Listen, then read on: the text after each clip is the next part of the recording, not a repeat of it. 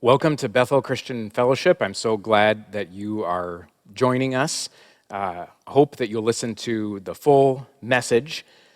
Today, we are exploring Psalm 51. Psalm 51 is, this whole summer, we're spending time looking at different Psalms, and today we're doing a deep dive into Psalm 51. Psalm 51 has been really helpful for me personally because it's a model of true repentance. And I grew up outside of the church. I had no idea what repentance was. I didn't know what it meant to get right with God or align myself with God or anything. And so I found myself over the years returning to this psalm again and again in order to figure out what is repentance and what does it mean to align myself with this king that I've committed my life to. So, and repentance is something that is really important for us to talk about right now because I've heard a lot of Christians saying, you know, we're going through such bad stuff right now that I'm sure God is going to take it and he's going to do something miraculous. And he's going to turn it into a revival. Well, I sure hope they're right.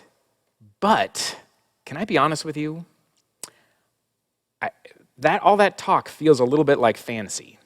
And the reason it feels like fantasy is because no true revival happens without first starting with repentance. If you look at all the revivals in history, they all began with God's people humbling themselves and repenting.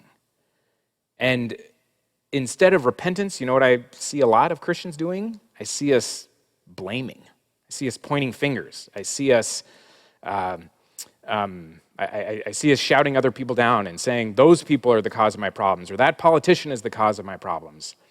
I don't see a lot of repentance, which involves some self-examination instead of just pointing the finger at somebody else. And so I think it's important that if we're hoping for a revival or God to do something else, something big, in the middle of all this crisis, I think it's important that we learn what repentance means. And that's why I like this psalm so much. It gives us this pattern of repentance. And, in my main message that I hope you listen to, we're going to get into what repentance really means. But a couple things I want to be really clear that repentance is not. First off, repentance isn't just sorrow, and it's not just regret. You can cry a river of tears in apparent sorrow of some kind of sin, but it doesn't actually mean you've repented. And the reason is that sorrow and regret can actually be pretty self-serving, can't they? We can be sorry and we can be regretful because we got caught. We can be sorry and we can be regretful because we have to face the consequences now. So what is true repentance if it's not just sorrow and not just regret? Well, another thing it's not is it's not just beating yourself up. A lot of people think that if they insult themselves enough and if they really feel the self-hatred, that somehow they've repented. Well, that's not repentance at all. And that also can be really self-serving because sometimes we beat ourselves up so that other people will say, oh no, I didn't really mean it. I'm sorry, it's no big deal. We're kind of fishing for compliments sometimes when we're beating ourselves up, aren't we?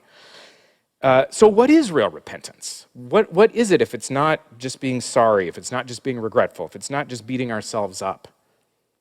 Well, I hope you join us for the full message to find out.